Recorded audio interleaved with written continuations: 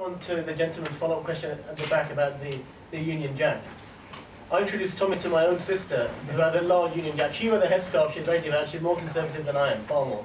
But she had a large Union Jack outside her leafy home in Essex. During the World Cup, during the last World Cup, she drove around with a headscarf with England flag on her car, right? And I think we need to see more British Muslims do that. Fly the flag of Britain and also Pakistan or India, or the heritage is. Like Amir Khan, the boxer, does. Britain, Pakistan. And most Muslims in this country are actually very loyal and they love this country. They appreciate the freedom, the democracy, the human rights, which is often denied in Muslim majority countries. Let's be clear about that. But perhaps haven't shown that kind of loyalty. And many of them have relatives, you know, who fought in the First World War on the side of the Allies, for example, in the British Indian Army. There are thousands of stories like that. We hope this will actually encourage Muslims to show their loyalty more clearly and marginalise and defeat the extremist voices and the hate preachers who have done so much damage in this country from 7/7 and before all the terrorist plots, which led partly to the rise of the EDL. Kevin. Well, what we're doing, you know, we're going to need support. You know, it's this is a massive undertaking that we took, and we're happy to take it, especially with the likes of Majid and Usman and then Quilliam. So we think it's the right way forward. You know, we have to think that we can achieve great things, and we have to be successful. We can't think that we're not going to be, because if we're not successful, what's left? So we have to remain, you know, upbeat, and we have to believe that basically the glass is, you know, half full, not half empty. You can't have an apathy. We have to be optimistic. We have to succeed. And I think, you know, support us. You know, don't condemn us. Why give us a hard time? We're trying to do the right thing. And if we don't do it, who's going to do it? No one. No one is going to do it except for us. Tommy. For me, it's when the English Defence League formed, many people, press, politicians, experts, said they'd be gone in 6 months.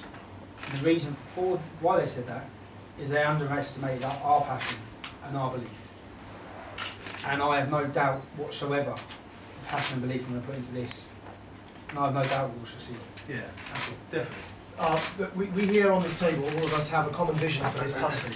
That common vision is that whether one is Muslim or not, whether one is white or black or brown, we are all British in this country. We are also many other things. We have multiple identities. And that vision that we have is that we need to move forward together, inclusively, together, stand together for a better democratic future. Absolutely. Now, there are some people on the neo-Nazi far-right extreme and on the Islamist extreme, which cannot be denied, they exist, and on the far-left extreme indeed as well, who oppose a common, inclusive, democratic future. And for us to have that vision and want to move towards it, the people that oppose it need to be challenged in a civil way.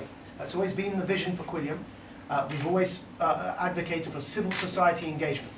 And so what I would appeal to you all in concluding this press conference, and I do apologise if I've cut some of you off, if I've been overbearing for some of you. It's been a very long day and it's been very stressful. My appeal to all of you would be to allow this process to mature, to give an opportunity to these two gentlemen who are sitting here with a devout Muslim and admittedly less devout Muslim, but nevertheless a Muslim. And they are sitting here knowing that we've both had Islamist extremist pasts. We've both raised banners, flags, and tried to raise armies against the West.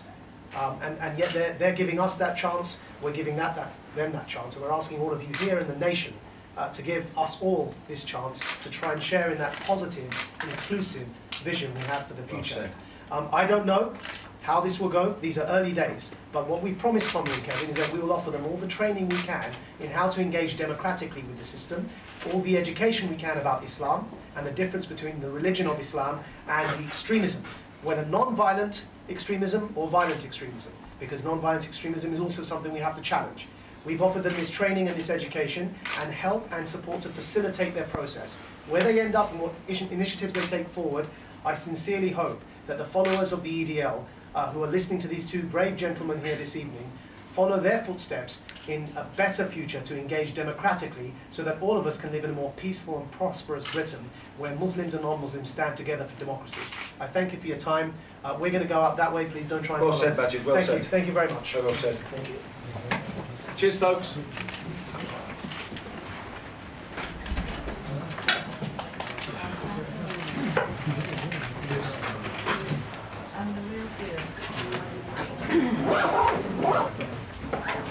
That's just-